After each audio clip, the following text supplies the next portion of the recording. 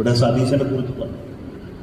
സതീശൻ സത്യത്തിൽ സതീശനോട് എനിക്ക് സാധാരണ ഈ അലൂമിനിയം കുളത്തിൽ തലയിട്ട പട്ടിയുടെ അവസ്ഥ. എനിക്ക് വളരെ സ്നേഹമുള്ള ആളാണ് സതീശൻ. സതീശൻ എന്ത് ചെയ്യുന്നൊന്നാണ്. ഏത് കാലത്തും ഈ ചിഹ്നത്തിൽ വോട്ട് ചെയ്ത് ശീലമായി പോയ ഒരു സമുദായക്കാരൻ ഇവിടെ സമരം ചെയ്യുന്നതിൽ ഇവിടെ ഇരിക്കുന്നവരിലല്ല, സമരം ചെയ്യുന്നവർ. വേളാങ്കണ്ണി മാതാവ് കഴിഞ്ഞാൽ പിന്നെ സോണിയാഗാന്ധിയാണ് എന്ന് വിചാരിക്കുന്നത്. വേറൊരു സമുദായത്തിലും ഉണ്ടാവും. അവരാണ് ഈ കുടിയിറക്കപ്പെടാൻ പോകുന്ന ആൾ. ആ വോട്ട് പോകാൻ നോക്കട്ടെ. മറുഭാഗത്ത് ആരുടെ തോളിലാണ് അദ്ദേഹം കൈയിട്ട് നിൽക്കുന്നത്? ആരുടെ തോളിലാണ്?